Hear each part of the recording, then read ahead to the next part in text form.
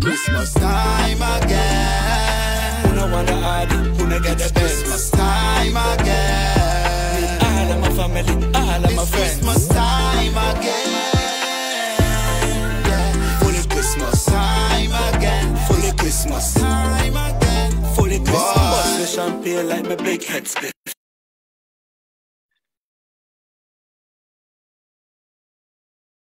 Watch how the girl them hips then tick. Everybody love when you bring them gift. Jump in on my car, shift and drift. Every girl them have a roll out. Down their country they a roadhouse. Every store have a soul out. My mama give her money fall out. Christmas time again. Who no wanna hide, who no get the Christmas time again. All of my family, all of my friends. Christmas time again. Yeah. Fully Christmas time again. Fully Christmas. Fully Christmas. The best time of the year, when friends and family appear. Yes, we together show love, we a cheer. Ham and turkey, you know, half a deer. Under the Christmas tree, gifts them wrap for the kids plenty. Everybody nice and feeling happy. The team work hard and we say more money. Christmas time again. Who no wanna hide, who no get the Christmas time again. All of my family, all of my friends. Christmas time again. Yeah. Fully Christmas time again. Fully Christmas. Fully Christmas. This Christmas me want to floss. Then me go to me tight jeans and my clocks. Where the party day, enough people are ox. Where the party day, crowd of people are ox. You ever check it?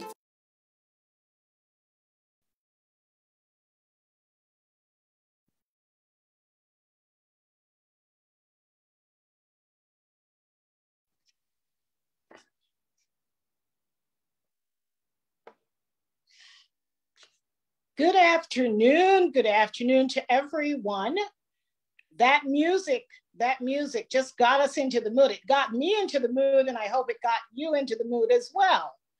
A hearty good afternoon to everyone who's joining us today. I am Doreed Whitlock. I am the Chief Marketing Officer of SamuelFields Consulting Group, and we are delighted because we're celebrating small businesses in Antigua and Barbuda. It's Christmas time again, and so we are here to help empower our small businesses. Everyone says they're the backbone of our economy. Well, this is a time to show some love, shop local, and support our small businesses. Well, we have convened a group of small business owners today to talk about the gift of knowledge. We're giving you the gift of knowledge, and we're focusing on the marketing and finance tools that small businesses need this Christmas. And of course, you know, there's a lot of talk about the economy rebounding, and we want to make sure that our small business owners are ready. I'd like to introduce our panel here this evening, and we'll start with our CEO of SamuelFields Consulting, Mistress Megan SamuelFields. Megan, it's Christmas time again. How are you feeling? It is. It's Christmas time again, and I'm feeling pretty good. It's one of my favorite times of the year. So I'm glad to be here, and welcome to all our viewers and listeners. Thank you so much for joining us. And I'm so glad that we have a great lineup today to speak to our small businesses, or small business owners. Yes, we are definitely champions of small businesses. I'd like to introduce our second guest, who is Mr. Martin Cave. He is the Executive Director of the Antigua and Barbuda Chamber of Commerce, one of our champions of small businesses. Martin, how are you feeling? It's Christmas time again. Merry Christmas, all. Thank you so much for the invite. I'm sorry I didn't have on my red and white coat, but we're enjoying a little sun here, so I'll take the tropical attire for now. But thank you for having us, and let's see how much business we can talk about, and let's see what we what advice you can give to small businesses. Absolutely. It's all about the small businesses this Christmas and beyond, but let's get started with providing them with all of the information that they need. So welcome, Martin. And I would then like to move on to Mr. Jason West. Jason? Hi, good afternoon, good evening all. Pleasure to be here. Thanks to SamuelFields Consulting for inviting me to share with you one of the passionate things I am about, which is empowering small businesses, providing financing for them, equipping them with the tools they need to go and manage their business. Thank you once again to SamuelFields, and welcome to all our listening viewing audience. A very timely and important presentation being done today.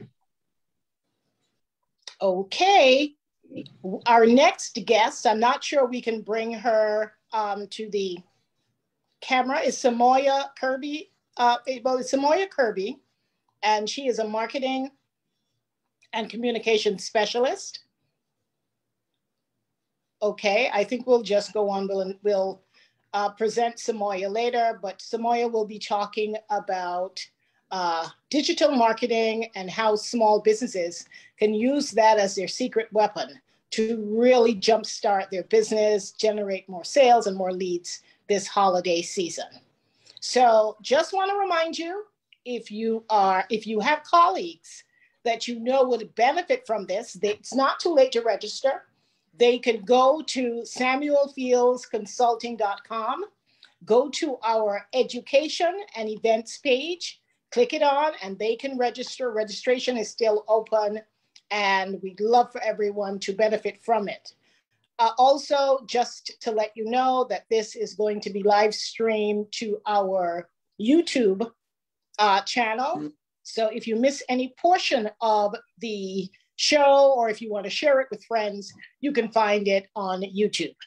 So let's get started, and we are going to start with a poll. I also want to congratulate, if you've been following SamuelFields Consulting, we just announced the winners or the participants in our 20 Little Gift Ideas. And we put a search out for some of the most creative products and services that would be great gift ideas. But let's get started with the poll. And the question is, one way to win your customers' purchase is to win their heart first and beat the competition. What is the main reason that a customer might choose your competitor over you? 1, referrals that promote their good reputation. 2, they can easily be found online. 3, they have lots of ratings about their excellent customer service. Their prices are lower, or they have a belief or cause that customers believe in, or customers can relate to their brand story. Quite a bit of choices. I'll just go through them. Essentially, what are some of the things what are some of the areas where your competitors could possibly beat you out? Be a little introspective and pick which one of these choices most closely relate to your situation. We'll give you a few minutes to complete this poll. And of course, we'll share the results momentarily. Pick one.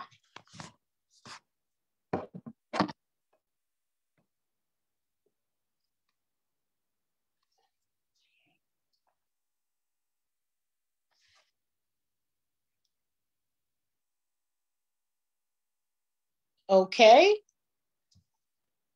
We'll give you another 10 seconds or so to think about these choices. Tell us where you think your competition could possibly beat you, because we're going to be talking a lot about the competition and how you can brace yourself for a competition in a very crowded marketplace.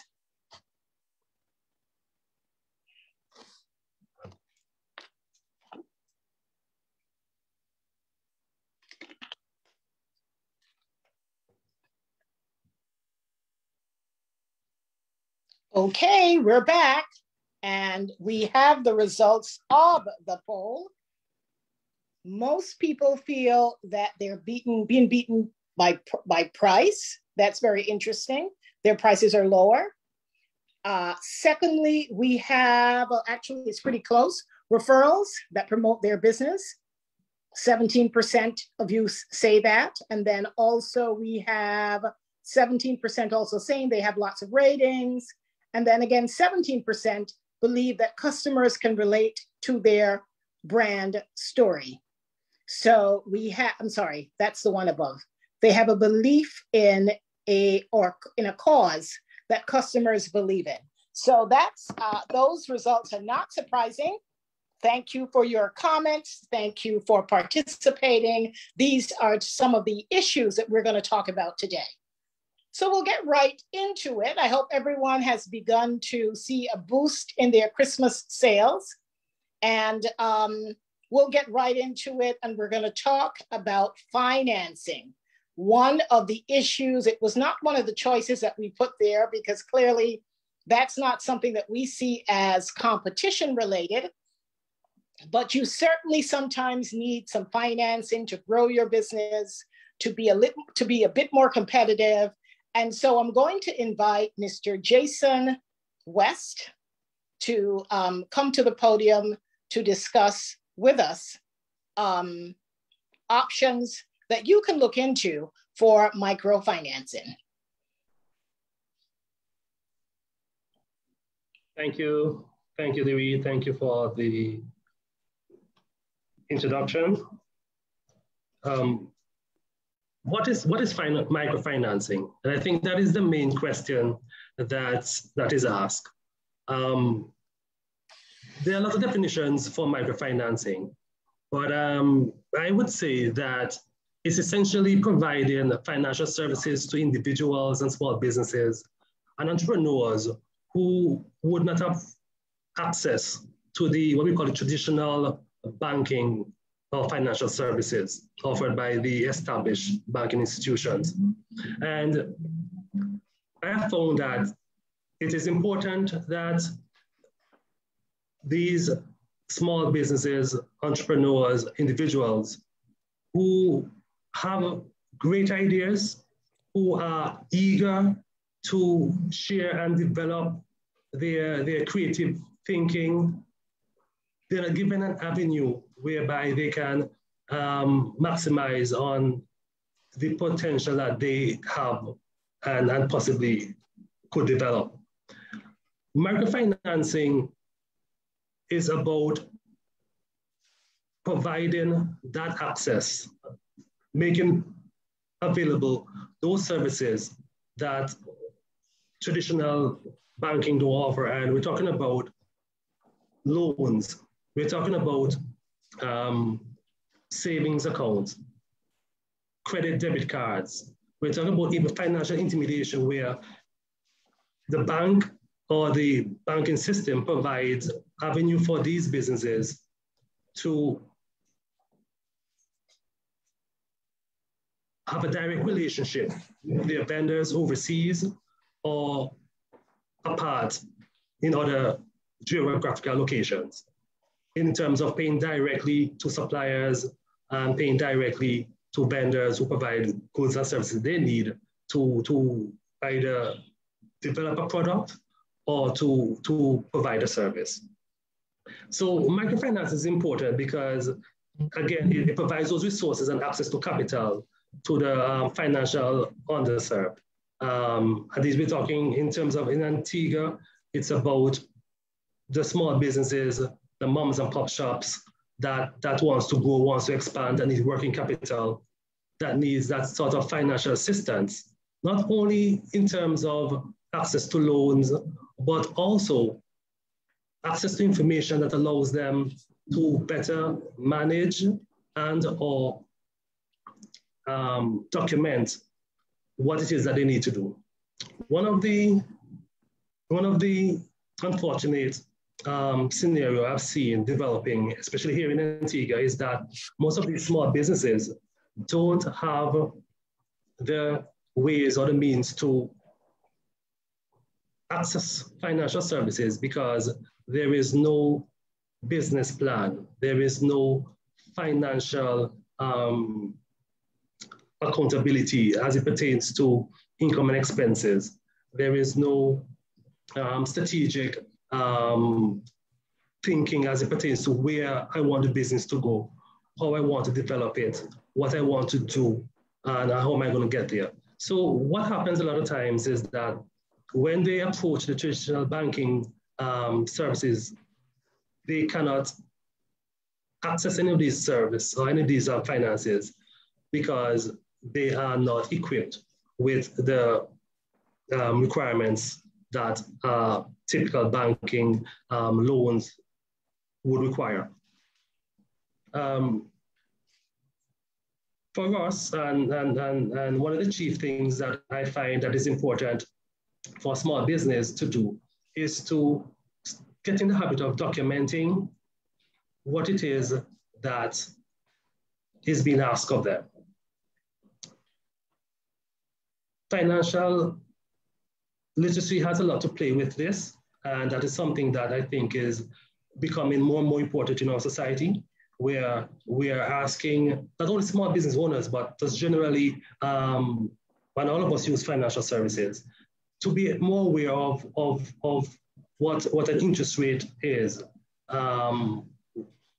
why you're charging X for this particular loan because of the risk involved in giving the loan out, and why the company is asking you for security, why the bank is asking you for other documentation that speaks to collateral.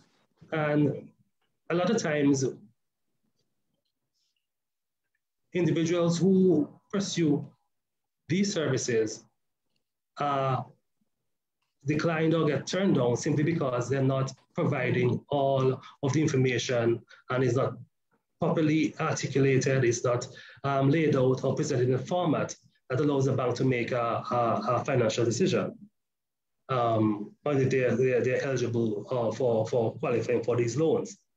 So for small business owners in Antigua, what does this mean in terms of microfinancing and the opportunity to grow your business? One of the things that I would recommend to small business owners is to start your financial plan. Your financial plan, or simply a budget, is what it is that you need to know and have, whether you have a small business, and traditionally less than 10 employees, 10 employees is what is considered a micro business.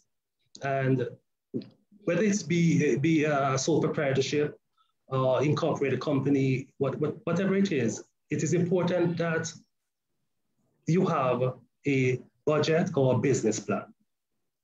And from that budget, you definitely need to spell out in detail what you are asking for.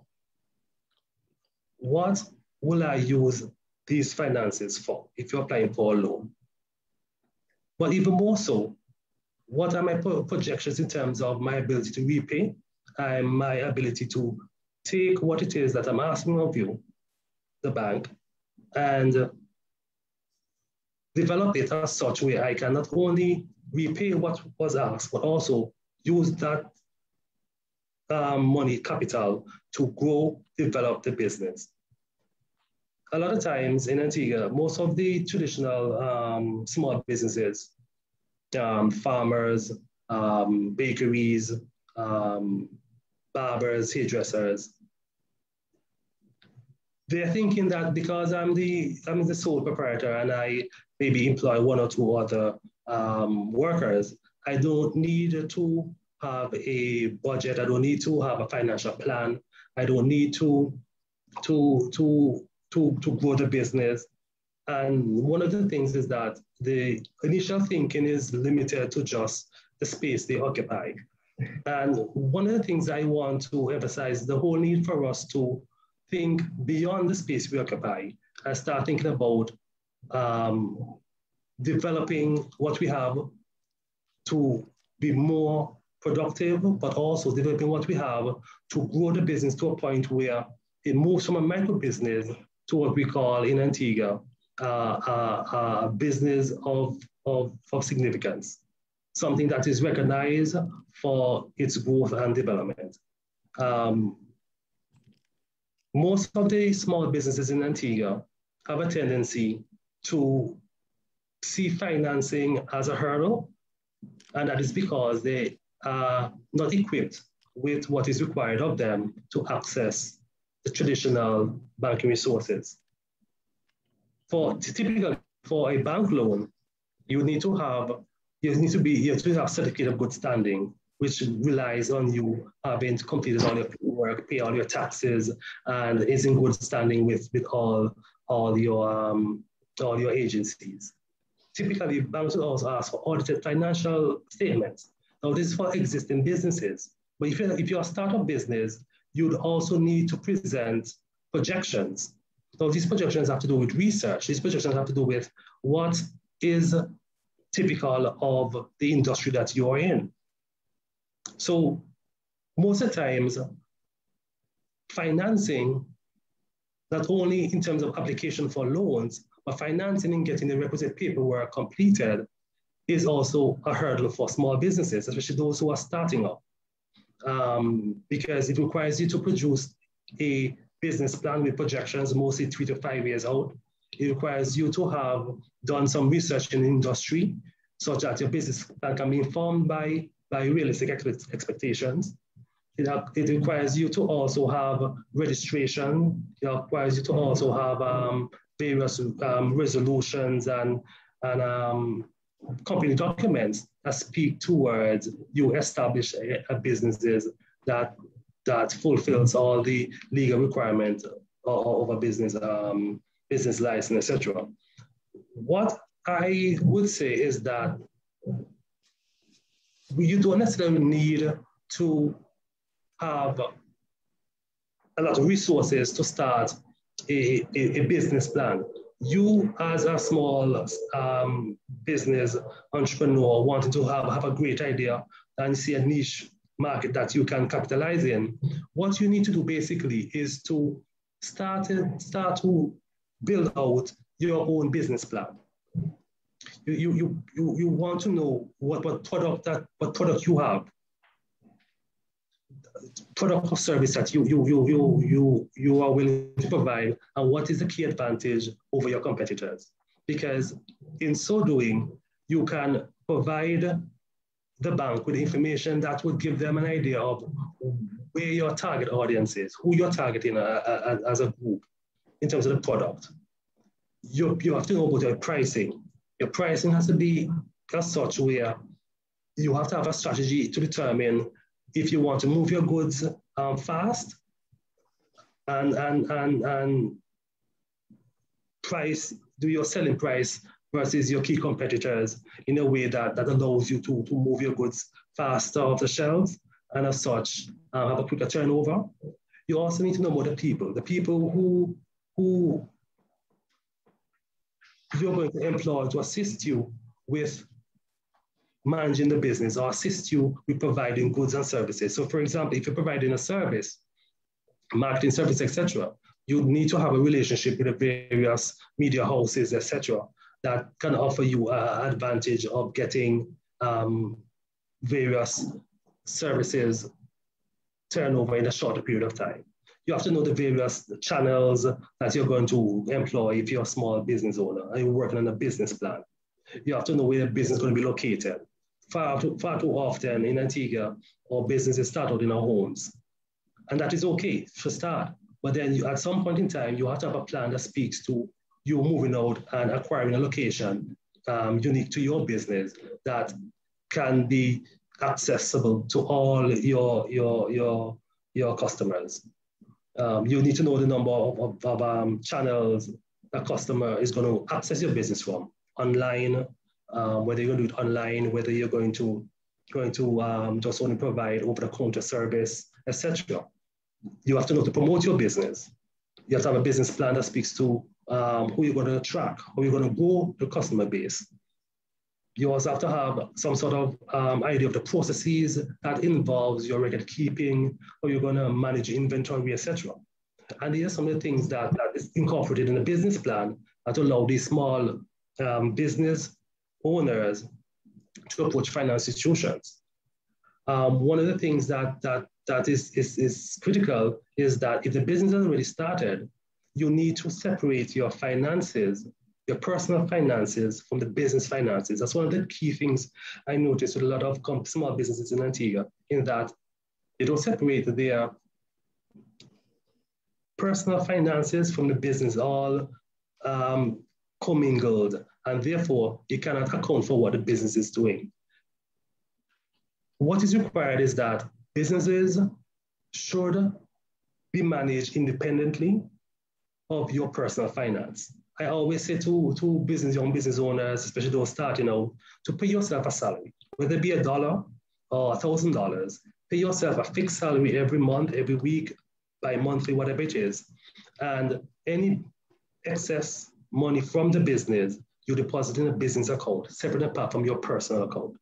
Because you need to be able to, at some point in time, whether be it monthly, quarterly, annually, you need to assess the financial health of the business. You need to be able to know what all the expenses, what they are, or what your total income is. You need to be able to provide this information to banks, because in terms of performance, banks usually ask for income statements and cash flow statements. Banks now are more looking at not so much collateral, but more so the ability to repay loans.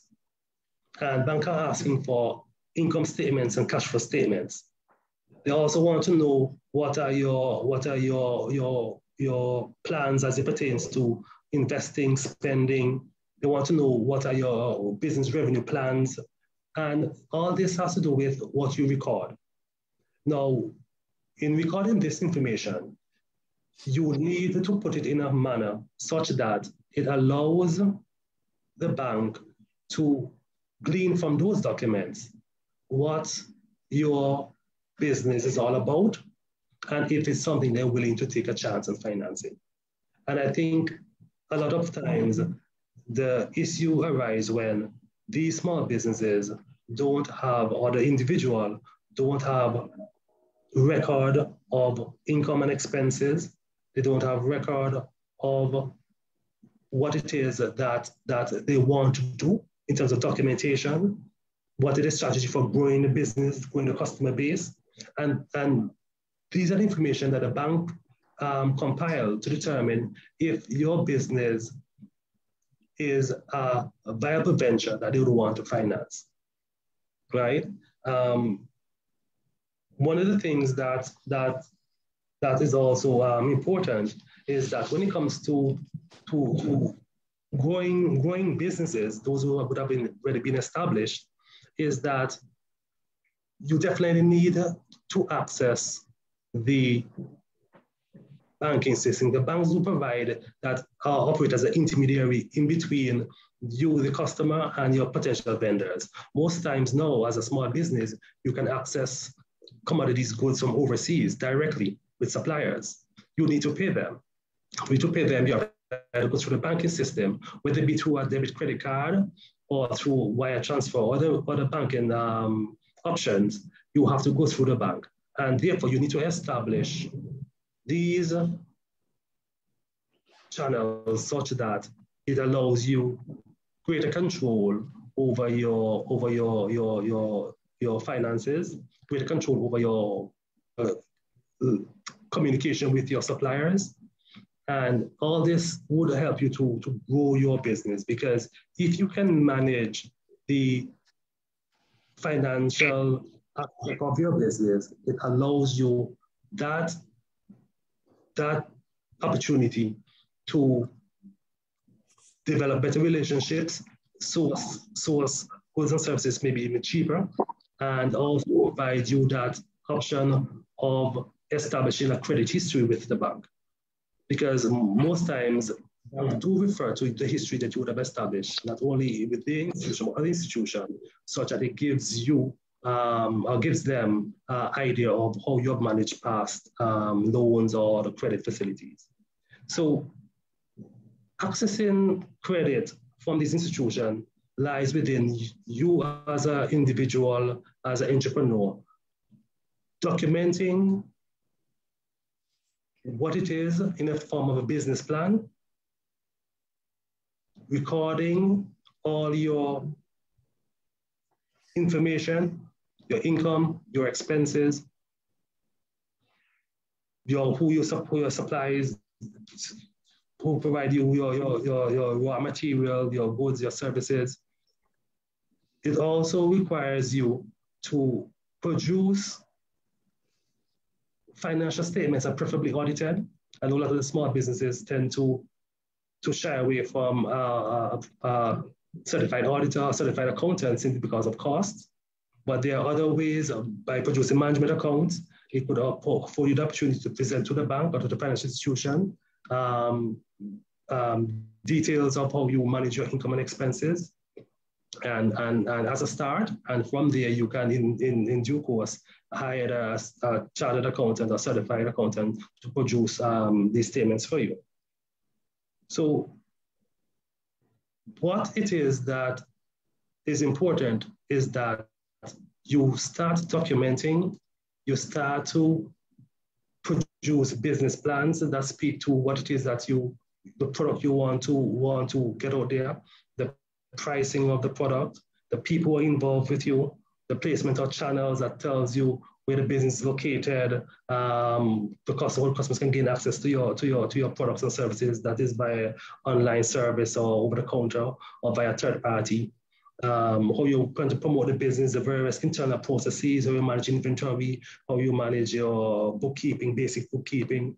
And you also have to be recording your performance. You have to know how your income and your cash flow is, such that you can make business and financial decisions based on these financial data that you would have been recording over a period of time.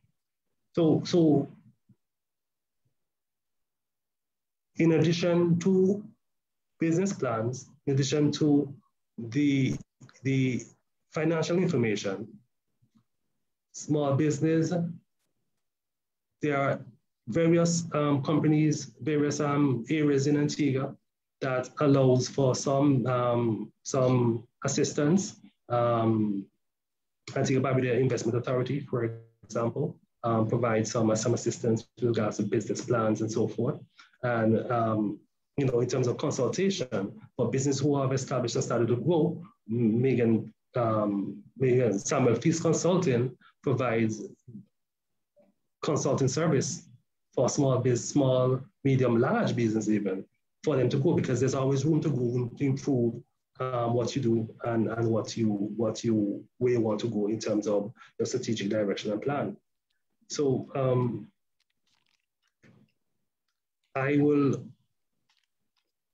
allow my fellow panelists to present their side. I don't want to take up all the time explaining what I think small businesses need to do to gain access to financial services. So I will allow 𝙤𝙤 to come in, and thank you for allowing me the chance to speak a little about small businesses and just what is needed to help them to access financing, but more so continue to develop and grow their business into not only small, but medium to large size businesses. Thank you so much, Jason. That was very, very great information for small businesses. And I neglected to tell you earlier that Jason is the managing director of the Finance and Development Company Limited, associated with 𝙈𝙤 Motors. Most people just call everything 𝙈𝙤, but he is he is a managing director of the Finance and Development Company Limited, and they have been providing microfinancing and lots of other financial support to companies for many, many years. So that's an option that you may want to do some research on, look into, because every business needs cash and capital to grow. And I really like what Jason said about even though most small businesses start in the home, which is true, the long-term plan should be how you can grow and move out of your home and start your business in another facility. I think that is great because for many, finance is often seen as a hurdle. So thank you so much for that great information. And of course, if you're looking into microfinancing, that's one company that you should look into because that's a service that they proudly offer to small businesses. I want to take the opportunity to also recognize our sponsors. West Indies Oil Company Limited is one of our sponsors, and we thank them for their support. They're also champions of small businesses. Also, we have Food Brokerage Services Limited, another one of our sponsors.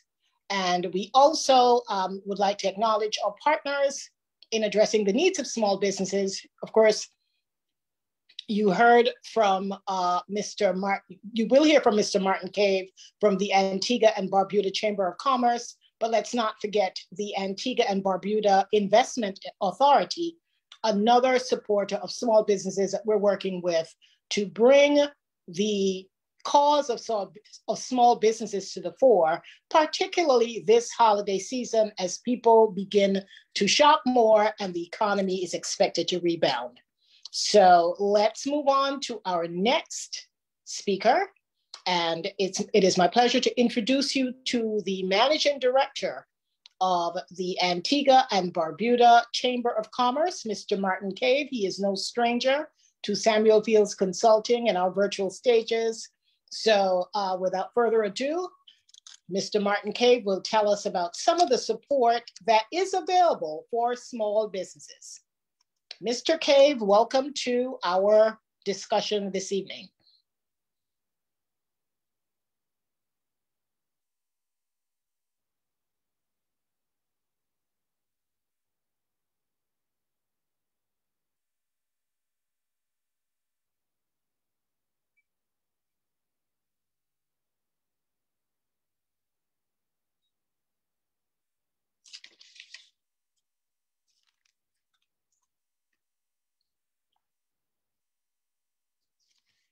Thank you, Ďareed, for the kind introduction. It certainly is a pleasure for me to be here today to speak about the supply chains and the supply chain issues with which we're faced. Now, fortunately or unfortunately, we are a global economy, and that means that we trade all around the world. And because we don't make everything in one place, we are by necessity, interdependent on various suppliers. Some of those suppliers are nearshore, such as within the Caribbean. Some are probably midshore, if I may coin that term, would be like the US, and some are far shore would be Asia, etc., Asia Pacific.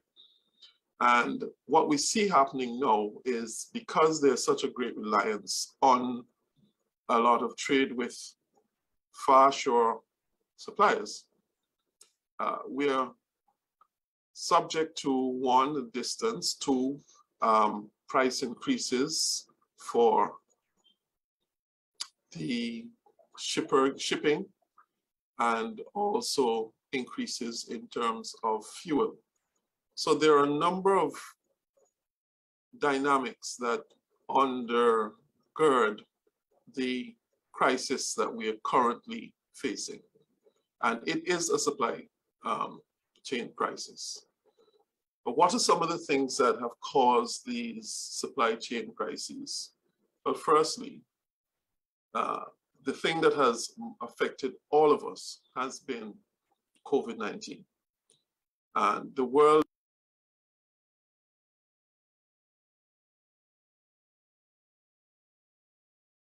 does quite a bit of trading with China.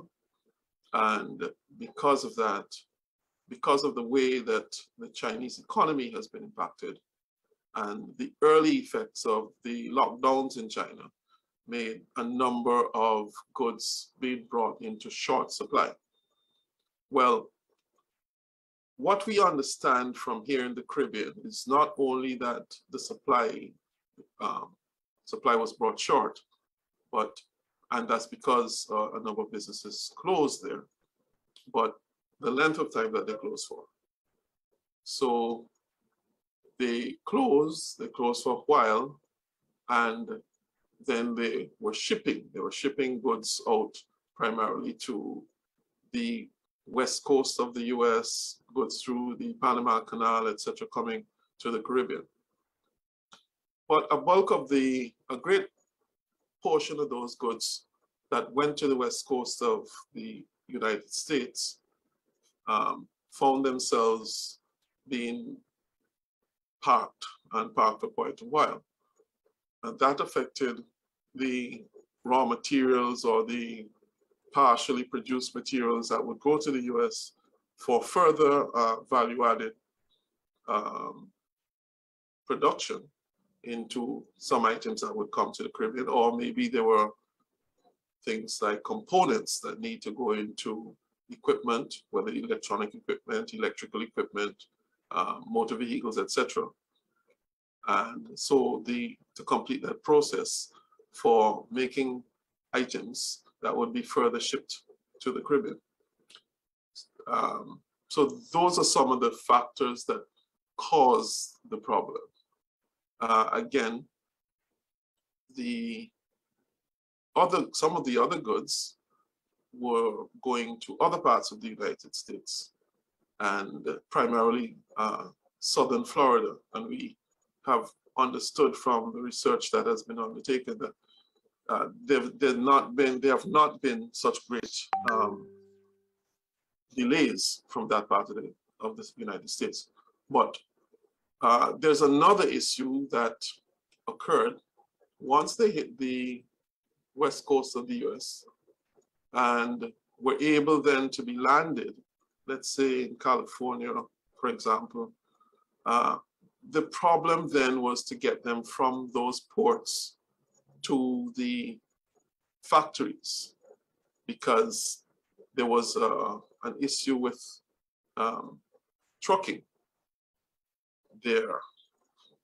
I suppose in the United States, there were some persons believe that they were a victim of a lot of money being circulated, and so some of the truckers didn't feel it necessary to rush back to work, and in that instance, there was a shorter supply of trucking.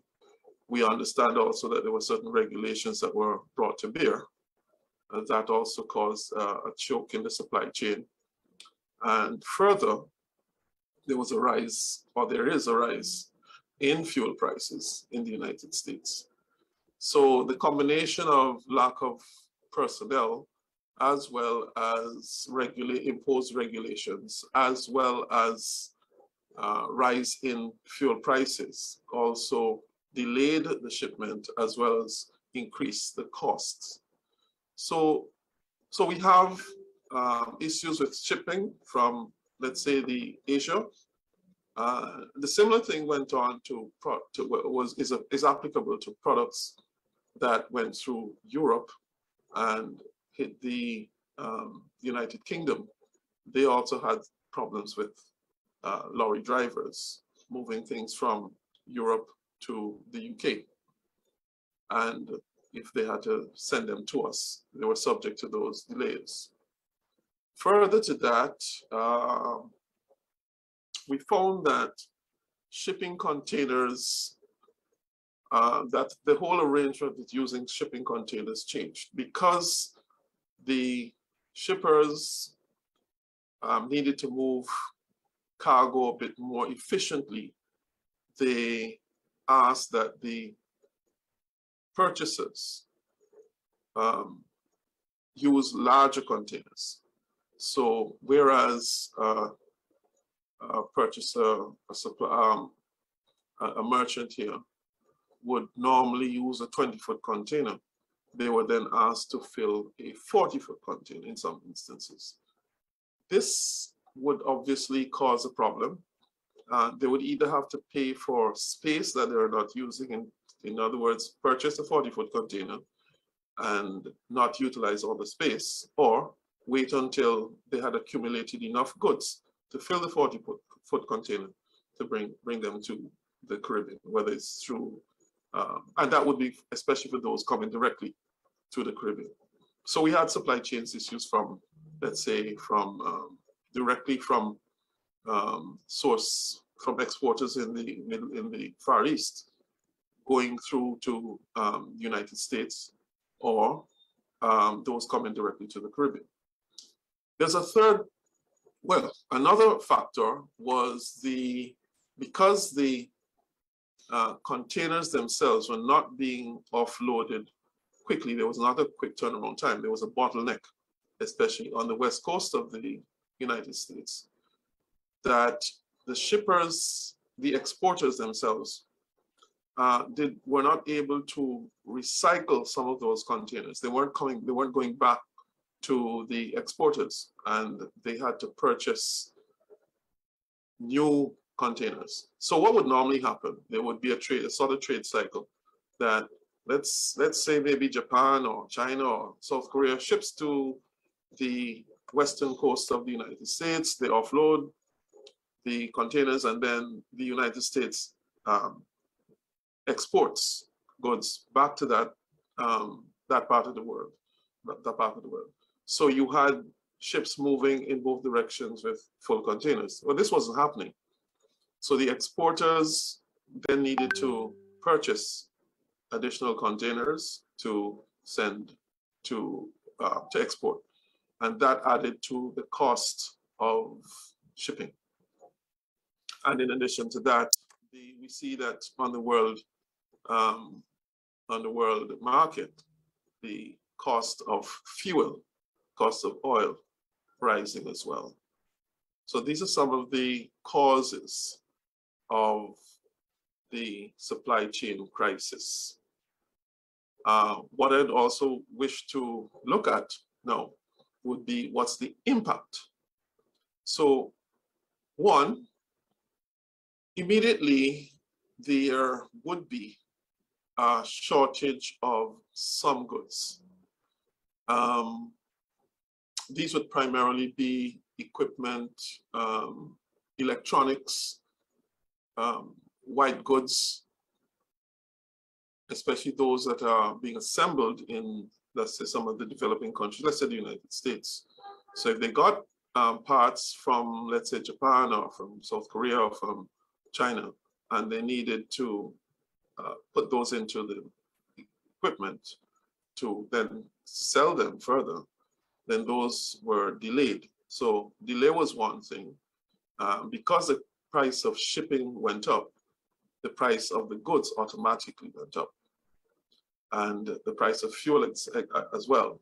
So cost of goods, delays in shipping, and price of fuel, those have all contributed to what we see these days as an increase in the price of the goods. And that is a matter of economics. Then an additional thing happened. Because there was a scarcity of goods, basic economic rule is where there's reduced supply, there's increased demand. And that is also a function of increasing prices. So the effect of having the effect of having a choke on the supply chain was to carry up the price of goods. There's an additional matter that perhaps affects us in the Caribbean. We do not produce many things. As a matter of fact, in Antigua, our manufacturing is limited to very few things. We produce corrugated iron, we produce galvanized sheeting, etc. For one of our members, Henderson's, is the market leader there. But we also export things like lobsters and that type of food, seafood, fish, we export certain fruits, and unfortunately, this does not necessarily or always fill containers. So we actually are paying, in what contributes to our costs is the inability to fill containers to export. And that unfortunately causes ships to move empty containers, and so adds to the cost of us doing business. Lastly, I'd quickly want to look at the solutions. So we're having more expensive goods coming to the Caribbean, especially let's look at the Antiguan context. We've had this discussion with some of our members, especially major importers, and we wish to put a proposal to the government to rethink the way that the customs duties are compounded. We wish to make a proposal to look at the cost, computing the cost of, at the cost of the charges at the harbor back to pre-COVID-19 levels. This is something that we've met and we've looked at as a chamber, and certainly one of the cards on the table that we're willing to present to the government to see how we can reduce to the consumer the prices reaching the shelves.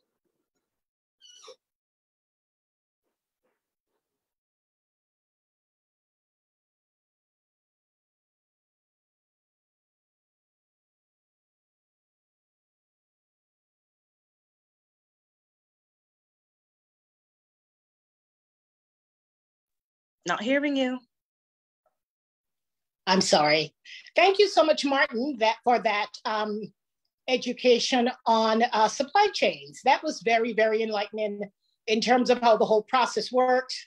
I think that helped to inform some of the challenges that we are currently facing, and it makes so much sense. And definitely something that we have to work harder at in the smaller islands. It's something that, like you said, a lot of our inputs for doing business in Antigua come from disparate locations. You know, the near shore, medium shore, and long and far shore, I believe you said. And those are definitely factors that need to be considered when you're planning a business. It certainly can make or break you and certainly add to your cost. So thank you for that education. Up next, we have Miss Samoya Kirby.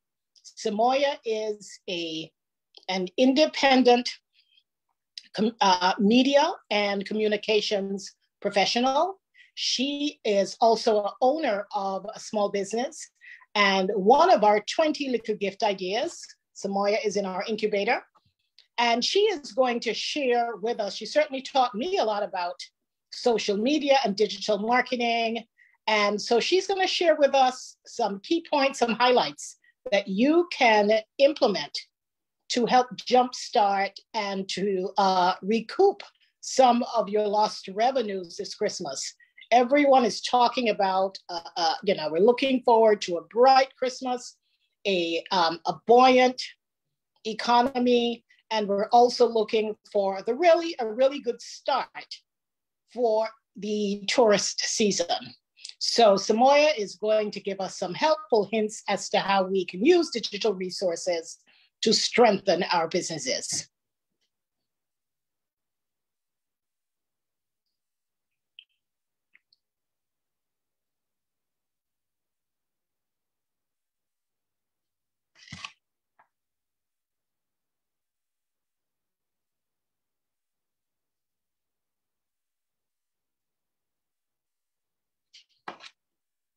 Good evening, everyone. Hi, I am Samoya, and of course, I would love to say thank you to the SamuelFields Foundation for inviting me to be a part of this evening's presentation. I am definitely delighted to be able to share this information with you all, especially via a platform such as this, at a time such as this. And of course, it comes at a time when small businesses, which are the most vulnerable at the moment. I know all businesses may be suffering as a result of the COVID-19 pandemic, but small businesses are definitely the most vulnerable during these times. So I am here to present to you some information about how you can run an effective social media campaign by building a powerful online presence and community. And we'll go right into it because I don't have that much time as I would love to have originally. So let's run the slides, Sushi. First things first, you have to know your platforms. Of course, social media things are, you know, everybody's into social media. Everybody has a lot of the platforms, but how well do you know them? It's very important to know what you're working with. Most social media platforms, they have the same functionalities. And when I say the same functionalities, they all have the storyboard, they all have the news feed, and they all give you an ability to go live with whatever occasion that you're trying to share with your followers at the time. So you have to know how to use these functionalities, but also how to select the right platform to suit your target audience. And your target audience may come according to different age groups or demographics. So let's see exactly what some of the platforms are that make up our social media platform. So here you have it, the top ones, and everybody should be familiar with these. We have Facebook, we have Twitter, Instagram, TikTok, Snapchat, WhatsApp, YouTube. All of these are social media platforms that are widely used around the globe, and it encourages and increases connectivity. So you no longer have to be face-to-face with someone, just as we're doing today. Via Zoom, it's technology that brings us closer together, and it's very, very efficient at a time like this. So now that you've recognized the top social media platforms, how do you break them down? How do you know which ones to use to suit which demographic or which target audience? So Facebook, of course, we know that the more mature folks use Facebook. I have a 15-year-old and he will say to you right off the bat, Facebook is for you older folks. It may be, but it's a good tool because it runs through a lot of the demographics, because even the young, they use Facebook. Facebook, definitely, and YouTube, the older demographics, they would be able to have access to that. Now, when you're coming into the Gen X, and those types, you look for Twitter, you look for Instagram, TikTok, Snapchat, and everyone uses WhatsApp. And these are the mediums that you would be using to get your business extra leverage at a reduced cost. We could change slides. So first things first, create a very professional online presence. Very professional. Now, when I say professional, I'm saying to you, don't just do it ad hocly. Some persons include building their social media platforms or building out their professional presence. They actually outsource this to a professional. If you do not have the budget for this, I am telling you, you do not have to worry about that. It's something that you could literally do for yourself. Just follow these 3 tips. Maintain consistency with your handles and your branding. So if you have a logo, use your logo. Your logo is that piece of graphic that's going to let your users, your followers, your customers identify you straight off the bat. So maintain your consistency. Ensure that all of your social media accounts, your Insta, your Facebook, your TikTok, your Twitter, use your logo for all of them. Also, ensure that your business name is incorporated in the same manner on all of your pages. So maintain consistency with your handles and your branding. Use professional grade photos, videos, and graphics. Now, you could get apps for this. You could get apps to tidy up your photos, execute your videos, and create graphics. Simple, and they're very efficient. You could use these apps on the go. And also be sure to include all of your necessary information in your business profile on your social media pages. So your email, your contact information, and your WhatsApp, very, very important. You need your customers to be able to get in touch with you at any time. Now, social media saves small businesses lots of money. I'm going to repeat that. Social media saves small businesses money, lots of money. Now, I'm going to share a bit of statistics with you. More than 37% of small businesses in the United States spend less than $10,000 in advertising each year. How many of you online today can say that you have a budget of 10,000 US for advertising? I doubt we'll have maybe one or two if we get so far. A smaller percentage of businesses, 20%, spend between 10 to 50,000 on advertising. Just 7% spend more than $1 million annually on advertising. And this stat was brought forward on the 24th of April, 2019 by themanifest.com. You could look it up, very influential blog. So it goes to show, although these stats are indicative of what's happening in the United States, in Antigua, we know that this is basically the same thing with even less resources. Let's take a look at how we can maximize social media to lessen our advertising costs, but to get the word out about our businesses, okay? Let's see how we can definitely use these quick tips to leverage advertising via social media. Change the slide for me, Sushi. Now, whether it's photos on Instagram, Snapchatting specials, or blogging on your Facebook page, use social media to brand your business and create a consumer buzz around your products. Both Facebook and Twitter are great for announcing specials and sales. Go live on social media, people. Quick tips to make your online presence felt for the season. Drive traffic with a viral contest. If you take a look at the screen in front of you, you will definitely see that, hey, this ad, this graphic, this is from my online store. And it's a simple social media giveaway, but it does something unique. Win $100 US shopping experience on gifts.gadgetsandgoodies.com. But you have to do 3 things to be a part of the draw. Follow us on Instagram, like us on Facebook, and share this post and comment. This simple competition with a simple graphic, all I have to do is boost this post. And once people see and follow the steps, they're in a contest. But it drives a lot of traffic to my business page. Not only does it drive traffic to my business pages across Facebook, Insta, it also allows them to subscribe to the actual website. So if you can drive traffic with a viral contest like this, it will boost your followers, create a wider platform for you to advertise your products and services. And of course, conversion is definitely imminent. The more people see your products, the more opportunities that you have to actually convert into a sale. Change slides for me, Sushi.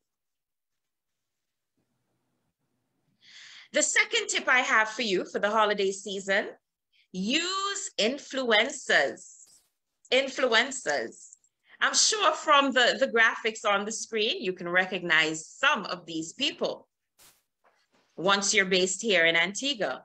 So here we have Steve Ibis Freeland, popular television host, entertainer. We have Claudette C.P. Peters, Calypsonian, soca diva, internationally renowned. And we have Spice, the blue hair, that chick with the blue hair up there, that's Spice.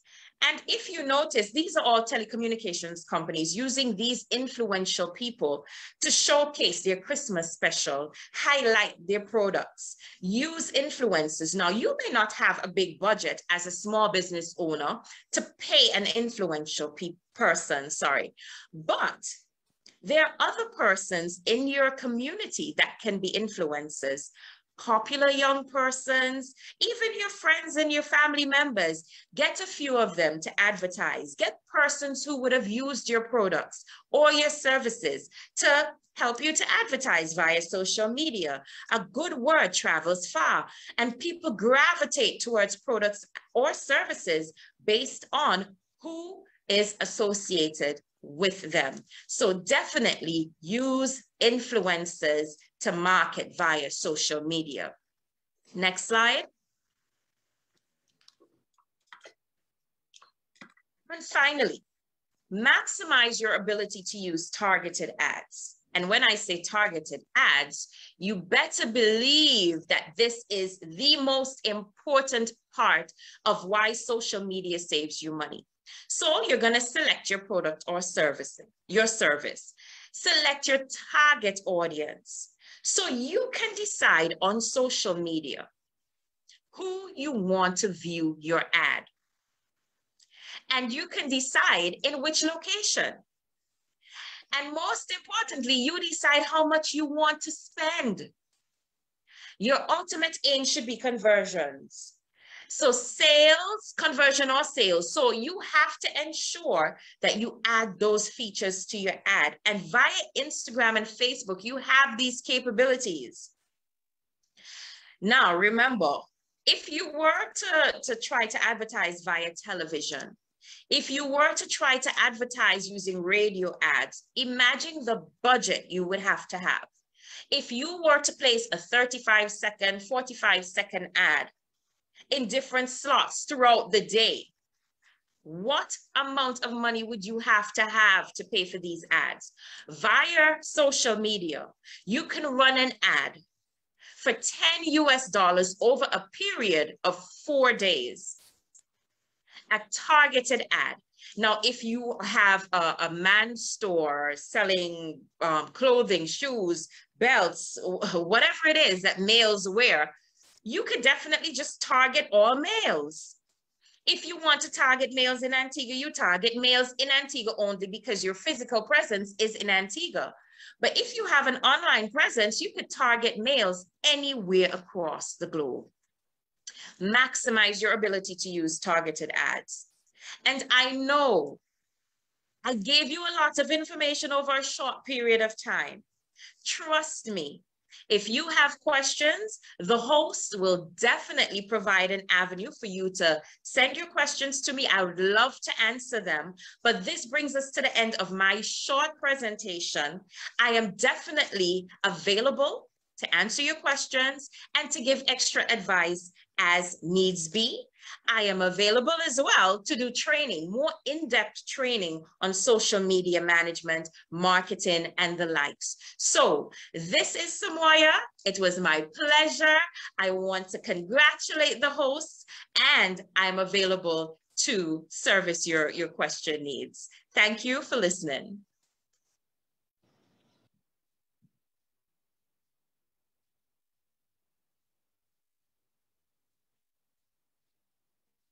Okay, that was Samoya, always very, very forceful, very impactful. She really, really broke it down for some of us who may not be as familiar with some of the intricacies of social media. A lot of us socialize on social media, and initially that's why these social platforms were invented. But now we use, it's ubiquitous, we use social media.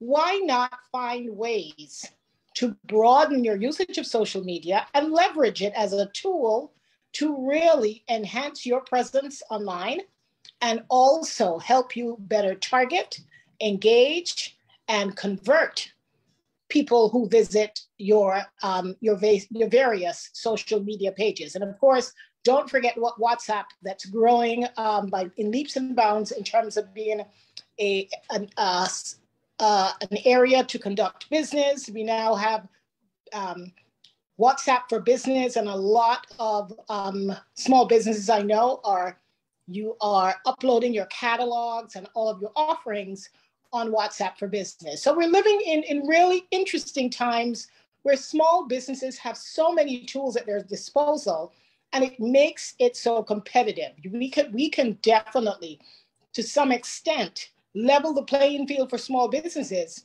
using digital media resources.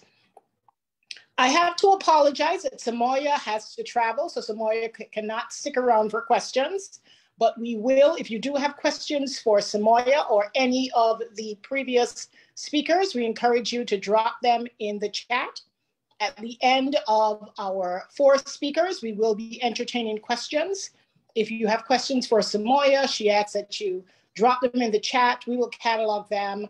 We have your email addresses, and we will send out the responses to your questions. But we apologize. She just is not able to stay till the end of the session, but we appreciate, and I'm sure you do too, Samoya's contribution.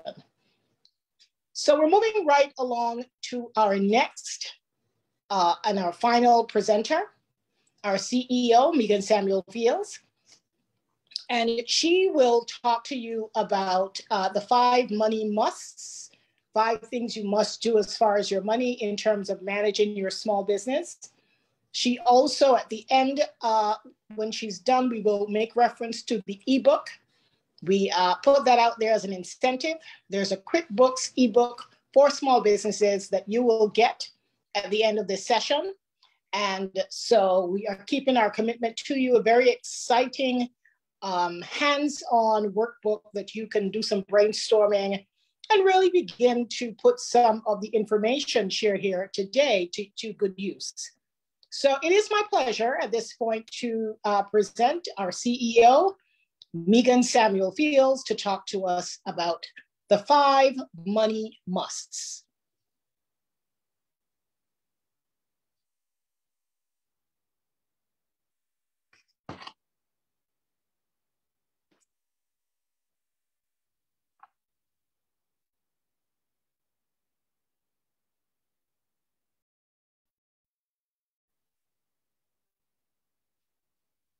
Good afternoon, everyone.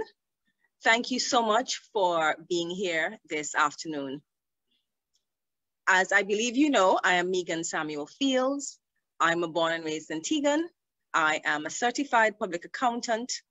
I'm also an attorney at law, a financial coach, and I'm a PhD candidate. But more importantly, for this session, I would like you to know that I am a small business owner just like you.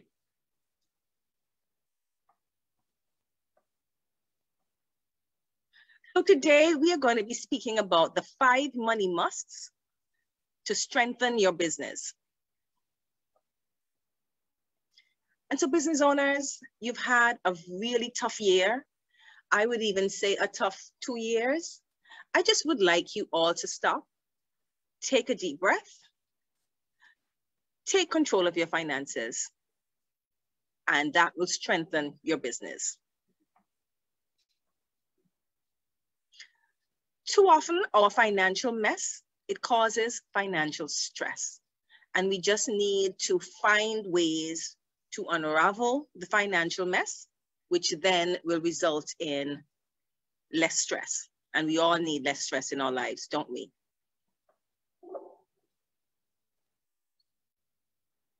But what is financial stress? It's emotional tension that is specifically related to money. And how can we move from financial stress to financial peace within our business? And the answer is, it really starts with proper money management. And so we're going to speak today about the money musts that as business owners, you need to be aware of. And managing your money, it's a life skill. It's an important life skill that everyone should strive to master. We all try to master different skills, whether it's learning to drive a car, whether it's our decision-making skills or critical thinking skills. We need to manage our money and master our money management skills. And money management is the process of planning, budgeting, saving, investing, spending, or otherwise overseeing the usage of your finances, and in your case, the finances of your business.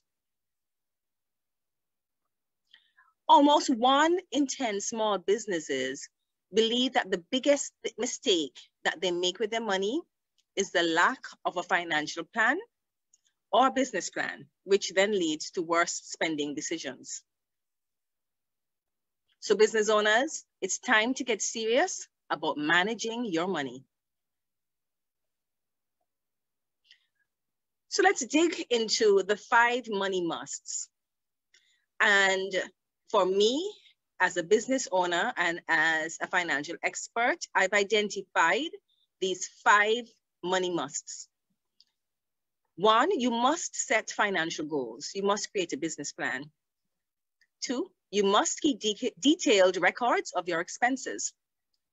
3, you must understand the risks and the rewards. You must be creative, and you must analyze your competition. So let's look a little bit more closely at each one. So in creating a business plan, one of the main reasons for creating a business plan is that it provides clarity. Many times in my business, clients would come to me and say, oh, I need a business plan. And when I question them, they say, well, the bank says they need a business plan. And that's good, because the bank needs the business plan so that they would understand what it is you're trying to do, what your plans are, so that they can make decisions on whether they will be lending you money. But I say to you business owners, even before you even get to a bank, a business plan should be created to help you have clarity on what exactly you want to do in your business. So I know people think a business plan is a huge monstrosity. It doesn't have to be. It just needs to be clear about what it is you want, where it is you're starting from, and where it is you need to go. In preparing this business plan, it will also identify red flags very early on, because you'd have to ask yourself certain questions. And so it will help you to identify the red flags.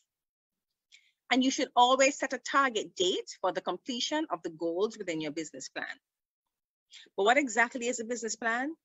Very simply put, it's a written document that describes your business, the core activities of your business, its objectives, and how do you plan to achieve the goals.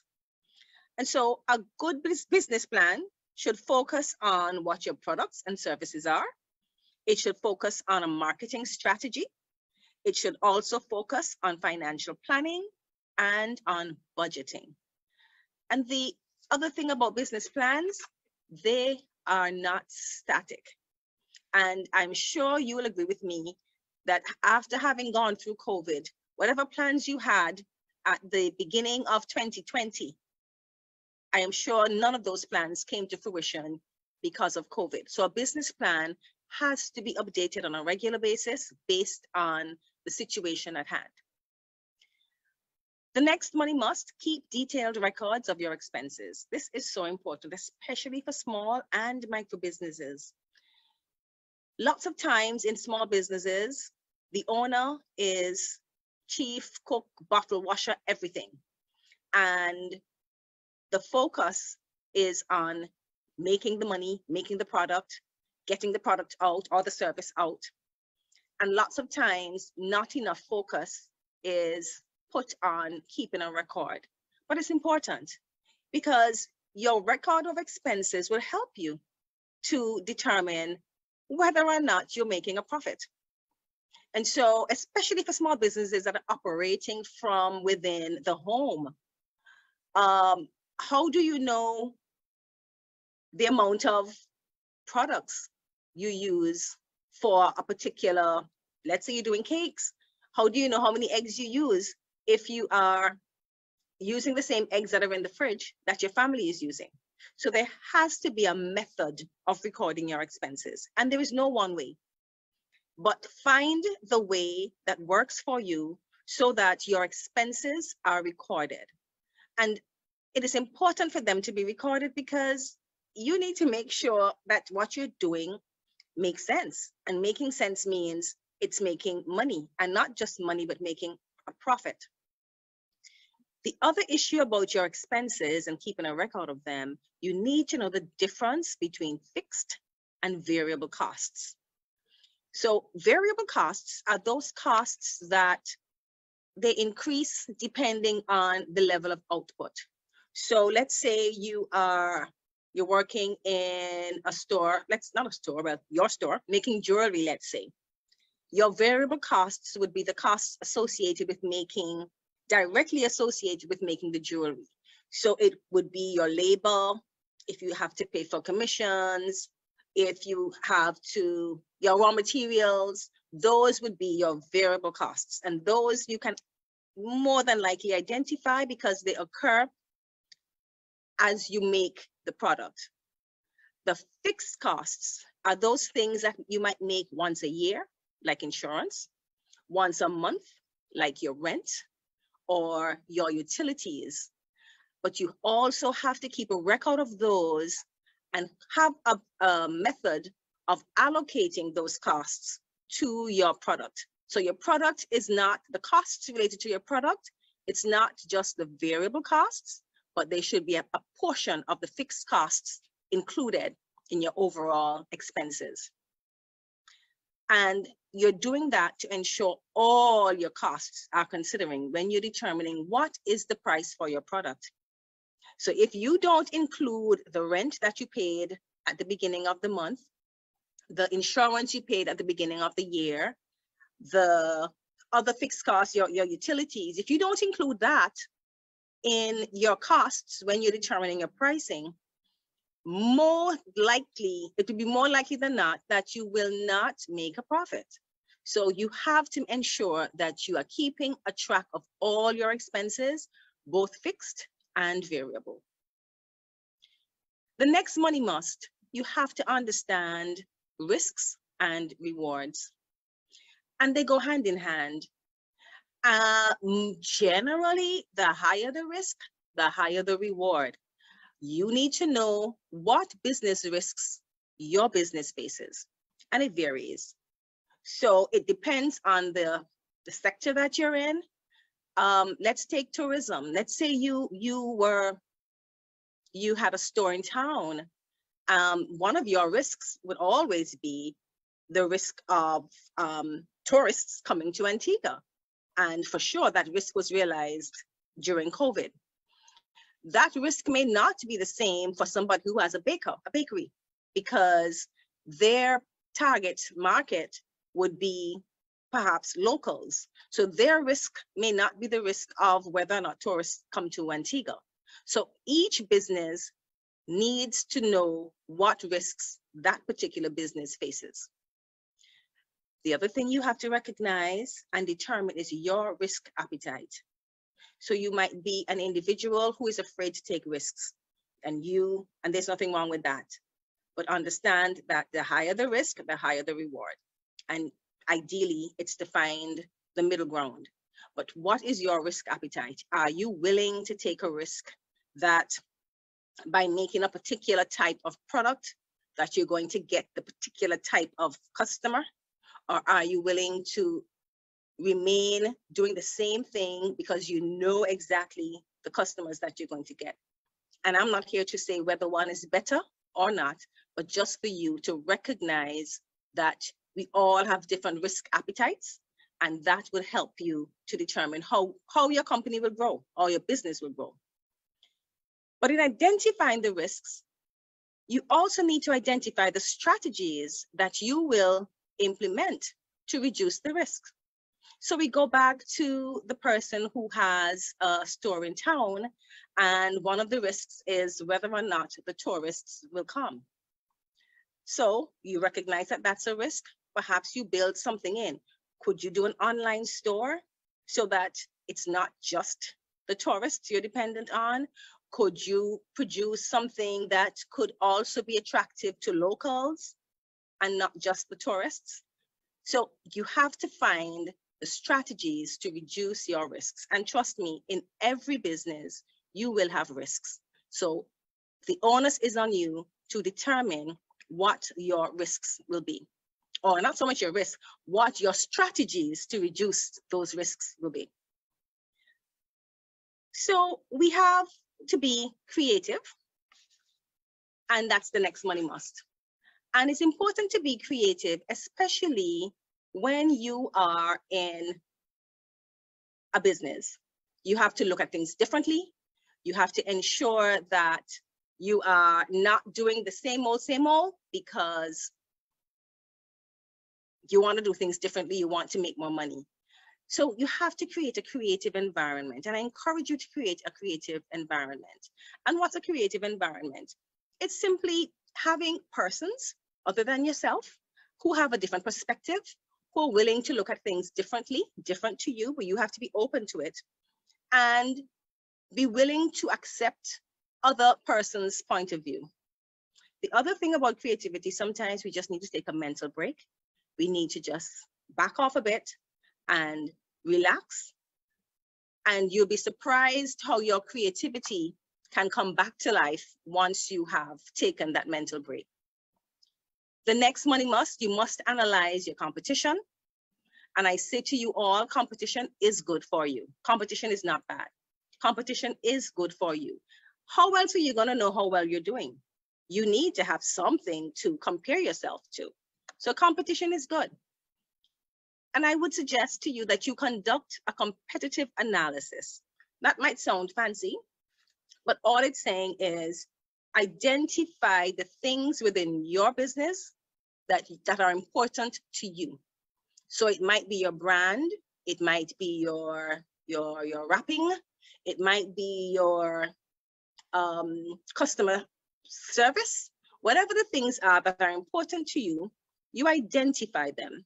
And then you check out your competition. How do you stack up? Are you doing as well as the competitor? Are there some things the competitor is doing that you perhaps should take into consideration? And there is nothing wrong in seeing what others do and see how you can build on it and improve on it. That's the way of business. And you, as a business owner, must be always constantly working on improving your business. So yes, you're going to be looking out to see what the competition is doing, but you also have to be looking inwardly, looking to see how you can improve, setting your internal targets. If it is customer service is an issue, how can you improve that in the next 6 months? If your product needs a little tweaking, how can that be improved? And once you do that, you will be on your way to success. So these are the 5 money musts that I encourage you all to take into consideration.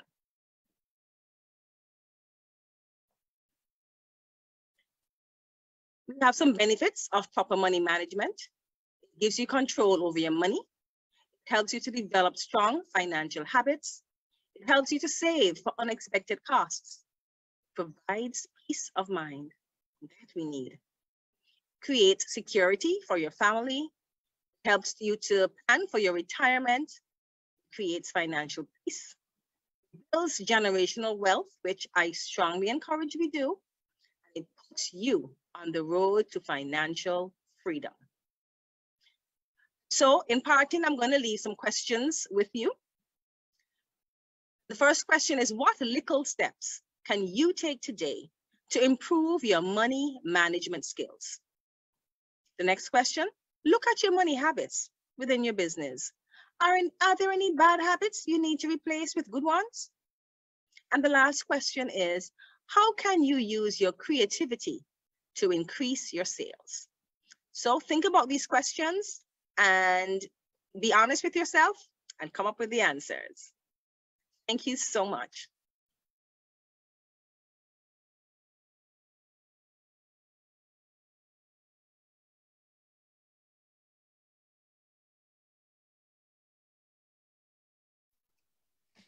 That was a riveting presentation. And if you have not begun to really look at your finances, hopefully after that presentation, you will be motivated to really as Megan says, you have to look outwardly because it's important. You have to really, quote unquote, peep the competition. You need to know what you're up against. But at the same time, use that information to look inwardly to see what areas you need to address, in ensuring that your finances in particular are in order. Finances, particularly in this type of environment, gives you the fuel to grow, to withstand some of the challenges. You need to be resilient.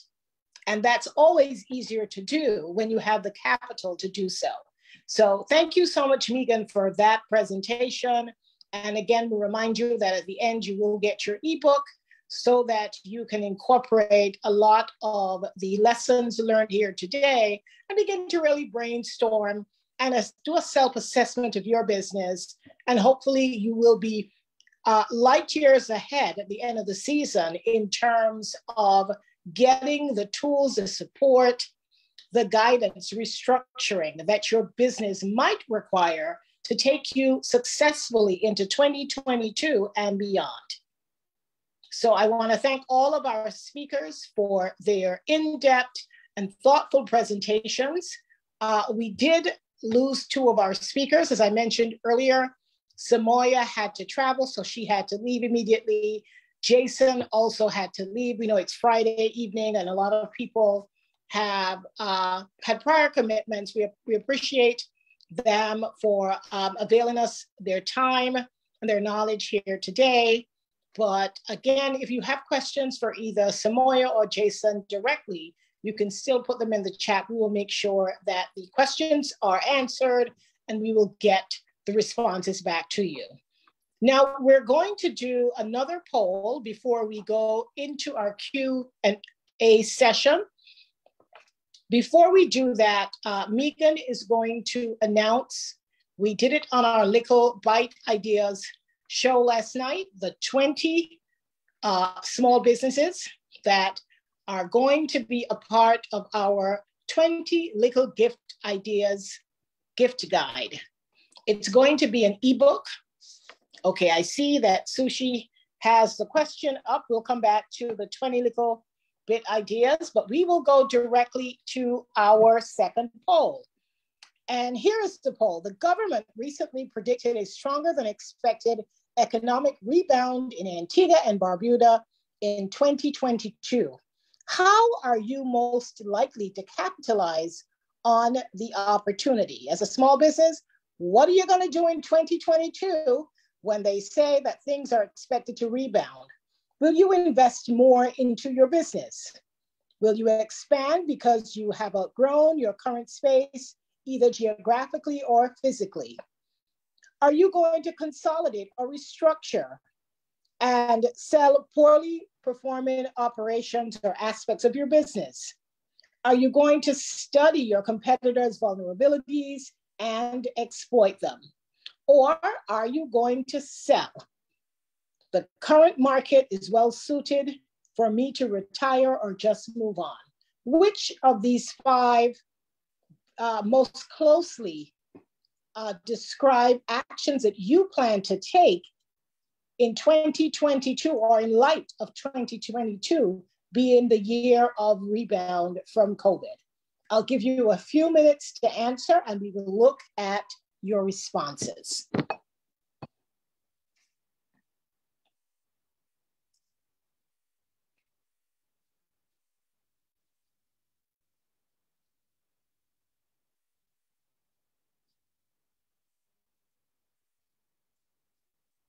Okay, we'll give you another 15 seconds so we can go through this quickly and get to our questions and answers.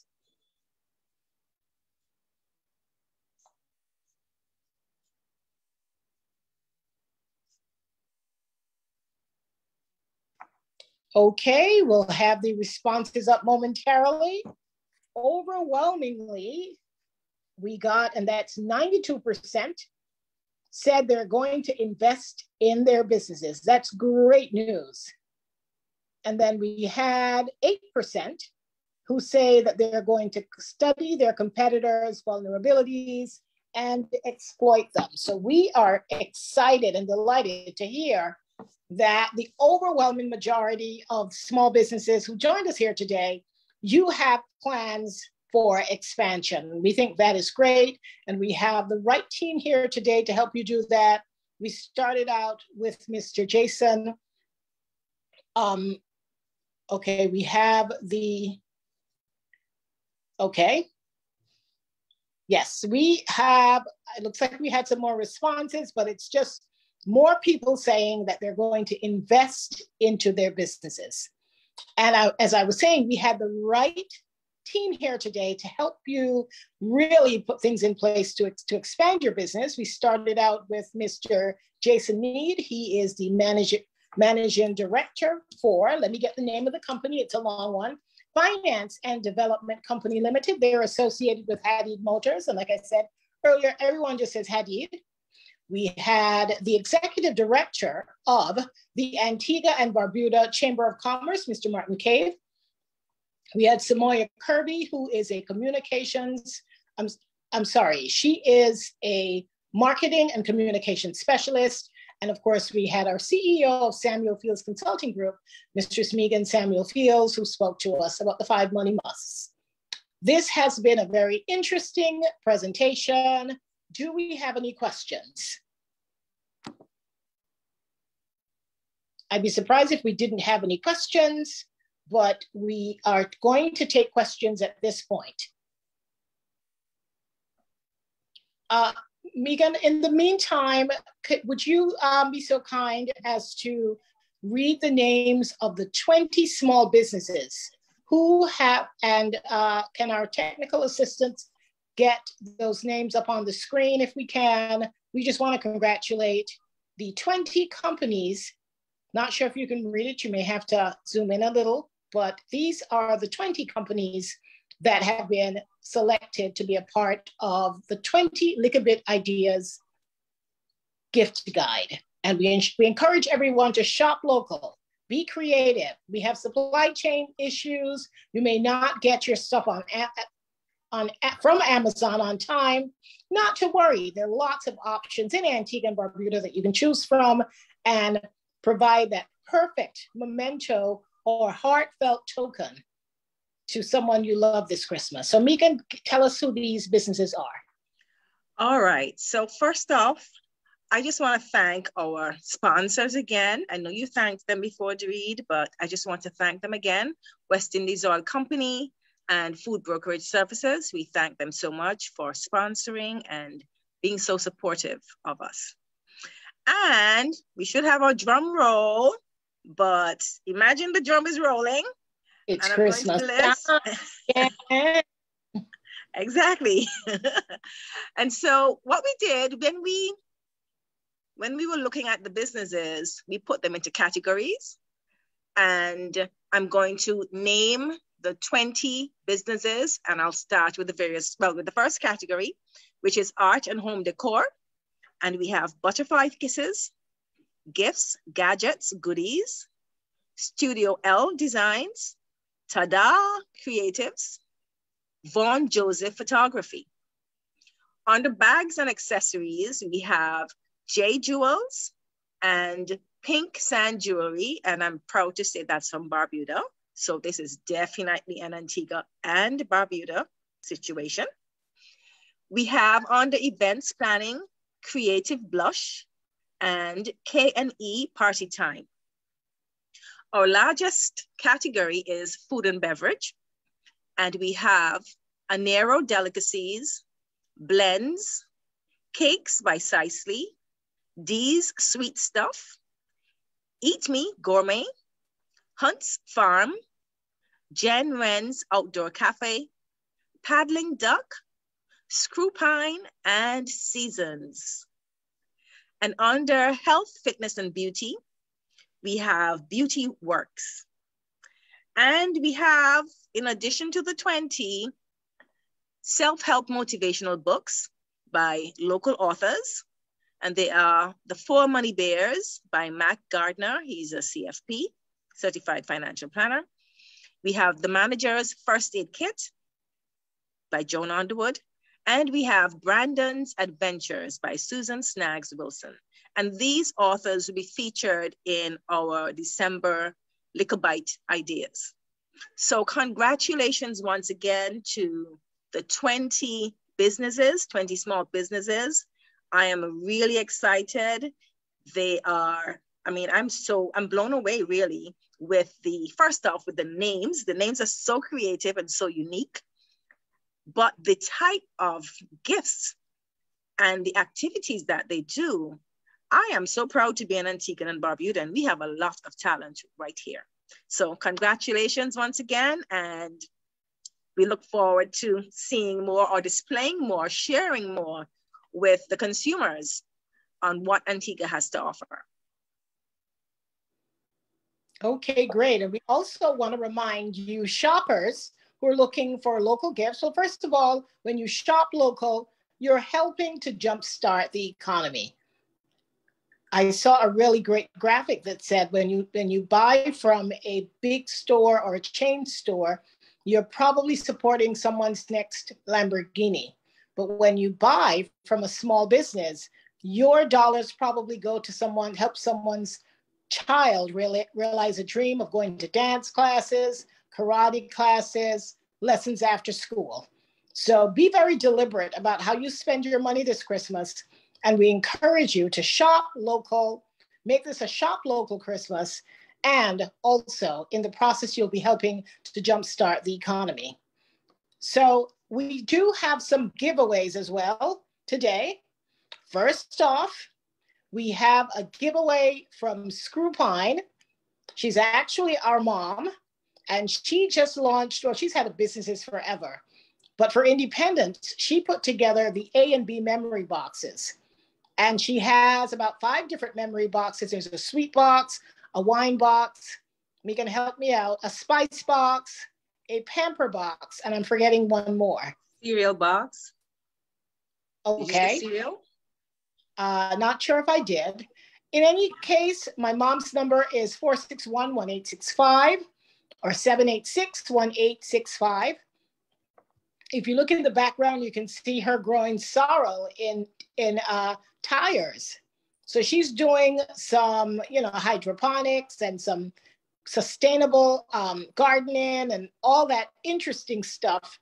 So she grows a lot of her own produce, or she gets the produce from her friends, and she puts together some amazing products that evoke memories of Antigua and Barbuda, the scents, the smells, and the love.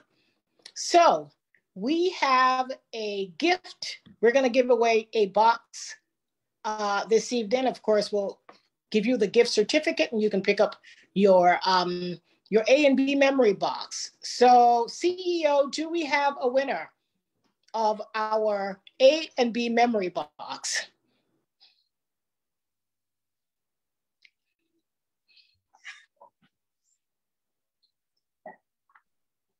We do. Okay, drum roll, please. The winner is Rashida Jonas. Rashida Jonas. Congratulations, Rashida. And I really hope that... Rashida. Oh, so it's Rashida. Okay, Rashida, congratulations. We will reach out to you and drop us, if you're still on the line, drop us a yay, a high five, a big up, drop us something in the chat so we know that you are a winner. Congratulations, Rashida. You're really going to enjoy your A and B memory box. Okay. Thank you so very much. Oh, wow. Okay. Rashida, put on your camera. Let's see you. I'm unable to turn it on at this current moment. Okay. I'm so sorry. Okay, we understand. But I am truly appreciative. It was ironic because I actually took a picture so I can go back and actually meet up with her to see the memory boxes that she had in presence. So I'm really elated that I won this. I am happy. I'm sorry. Fantastic. Are you a small business owner? I am. I'm only now starting out. I'm hoping to launch in time. Well, come Monday. So this was quite nice, quite interesting and helpful. What type of business are you into? I'm into self-care products. So I'm doing some small gift packages. I will share it with you. Maybe you can continue to give me some insights on how I can properly develop We would Lux love Essentials. That'd be lovely. And I meant to post this question as well. I wanted to ask, Go right ahead. Mrs. Samuel-Fields, what is your consulting fees for financial consulting? I am a lawyer as well, but I need that help in that aspect. We'll speak offline. Come automatically to us. So yes, we'll speak offline. What's the name of your company? What's the name of your Essentials? Lux, Luxe, Lux. Lux Essentials. All right, congratulations. Thank you so much again. Wow. Rashida, and for everyone who's on, we are going to be having a networking session, a networking party just for our small businesses.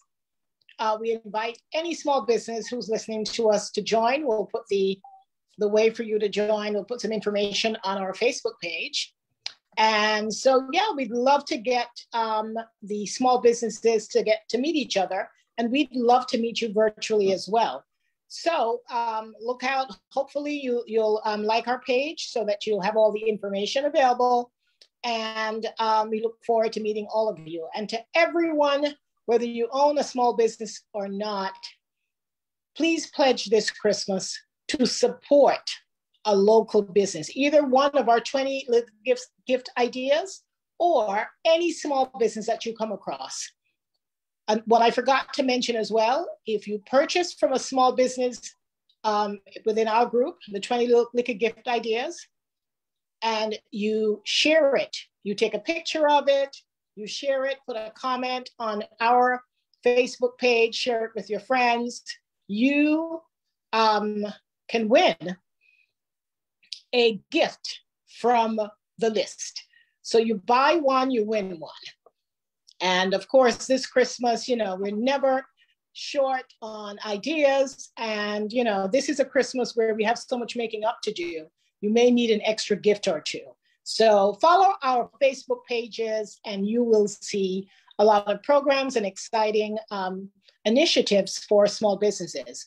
Also tomorrow, be sure to tune in to Marketplace. Our CEO, Megan Samuel-Fields, will be on Marketplace. Is it 8:15 to 8:30?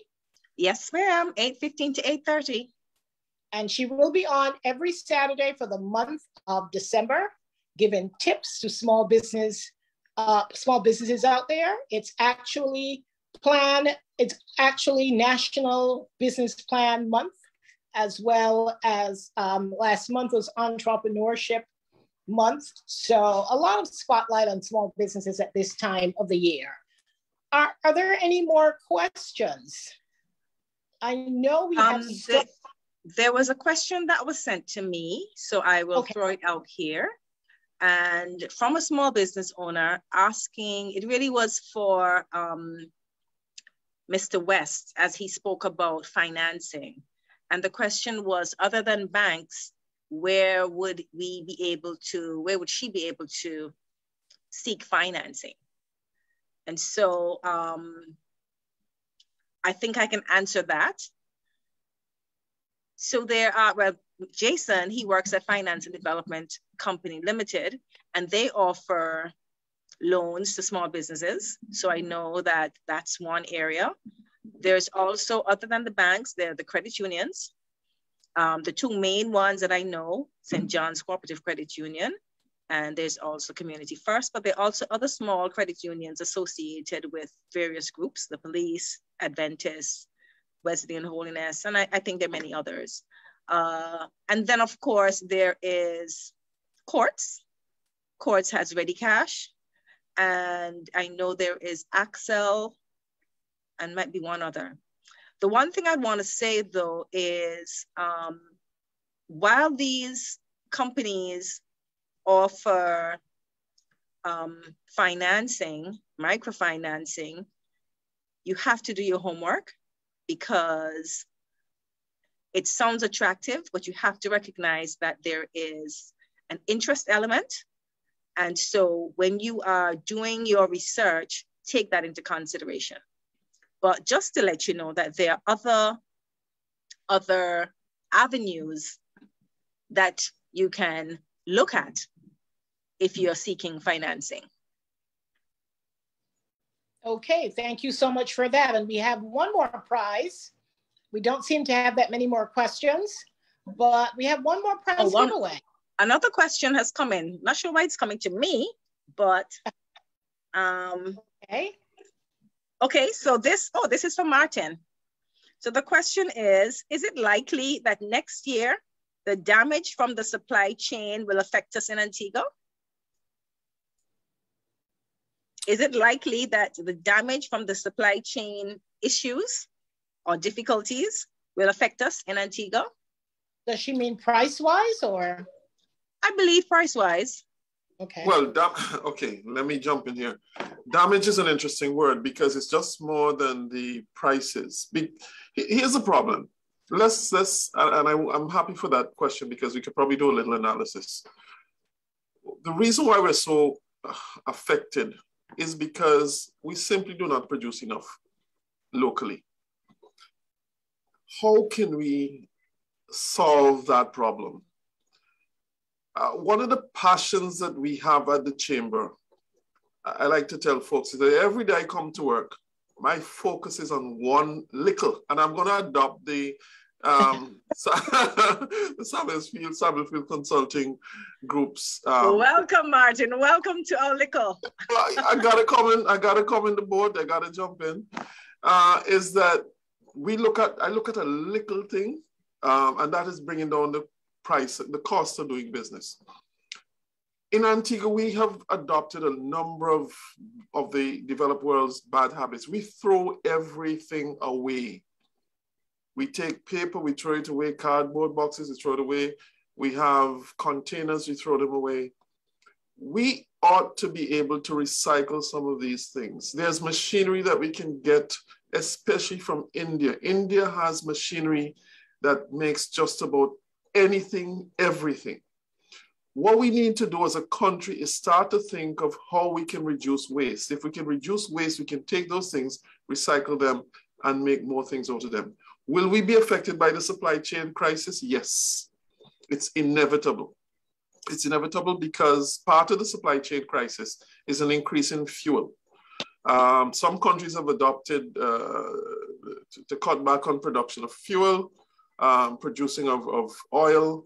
It has a lot to do with how some persons are thinking about renewables and changing from a carbon economy to a green economy. The question is, have we completely, are we utilizing the carbon economy enough so that, have we come to an end of the cycle of the carbon economy that we can effectively go over to a green economy? In other words, we're using fuel, and some persons think, well, we should not be using oil, we should be using sun and wind, etc. That argument has to be developed. But we're moving from one type of energy to another, and there's a lag.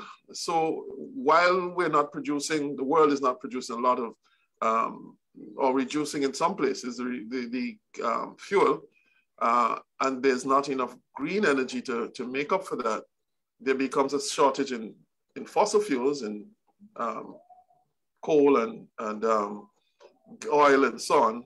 And that is driving up the price of fuel. If that goes up, the cost of shipping goes up. If the cost of shipping goes up, since we don't import, since we don't make much, everything that we import will be affected by that. So the short answer to that question is yes. And it's not something that we're not prepared for. We're thinking, if we think about how we can address it, then we're better prepared. Again, one of the solutions is to do more business nearshore. One of the things we're doing at the Chamber of Commerce is that we're reaching out to our CARICOM countries, our CARICOM neighbors, and saying to them, how much more business can we do? We prefer to do business with Dominica, with Trinidad, with Jamaica, with St. Kitts, Nevis, wherever, rather than go out to China or wherever. So if we can develop more businesses and business networks and relations among CARICOM countries, There are ways that we can seek to do import substitutions locally and also go nearshore. And if we collaborate, we can positively affect some of the costs of doing business. So there are opportunities, and there's several opportunities. It needs working together. It needs more master classes like these. It needs us understanding where the opportunities lie, not just the problems, but the problems also represent opportunities if we're smart, if we're knowledgeable, if we're prepared to work together. Thank you so much for that, Martin. That's very, very great information, and certainly a lot to think about as we structure and restructure our businesses. Are there any additional questions? Not from me. Okay, so let's get on with our final giveaway before we wind down tonight. And we are giving away, well, the gift of knowledge and the gift of help and the gift of support. And this is a gift certificate from SamuelFields Consulting for a 1-hour consultation valued at $500. And we are going to give it away to a small business who could use a leg up, who could use some consultation and some advice. So Megan, do we have a winner? Yes, we do. Okay, let's hear it. Kessa Lake. I hope I'm pronouncing it correctly. Lake. Kessa. Oh, Kester Lake. These days you do Kessa. Oh, Tessa, Kessa. but with a K. Kessa instead of, okay, Kessa Lake. Can we zoom in on Kessa? Kessa Lake, congratulations. We look forward to. Oh, she says, Kessa says, yay, thank you. Okay. Sushi, can we zoom in on Kessa? Even if not video, audio? I have requested to switch on her microphone. Okay, Kessa, let's do it, girl. Hey, Kessa. But anyway, maybe she can't, but she has put in the chat, thank you. So. Okay. So okay, you're welcome, Kessa, and we'll get in contact with you. And yes, we will get in contact with you and look forward to giving you the support. Kessa, tell us, are you a small business owner? You can put it in the chat. Yes. If you don't want to speak. All right. Okay, not hearing from Kessa, but we will follow up with you. Okay. Sounds great. Well, folks, this has been an amazing masterclass. We want to thank all of you for taking the time out on a busy Friday afternoon where you could all be out shopping and spending that money. But instead, you chose to delay the spending and come hang with us for a masterclass. Hopefully you got a lot of information, nuggets of knowledge, and just great advice for if you're thinking about starting a business or you're currently running a business. Hopefully we provided some information to help you strengthen your business, expand your business, and approach the upcoming Christmas season and the new tourist season with new vigor, new vitality, and with the tools to take your business forward into success in 2022. I want to remind you, I've said it 100 times, and I'll say it 101 times. This is let us all pledge to shop local, support our local businesses. In so doing, we're all helping to rebuild, to jumpstart the economy.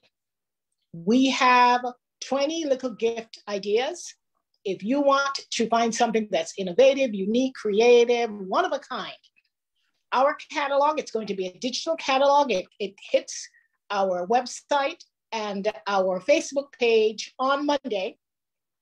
So look out for it. You can browse through. You saw the categories.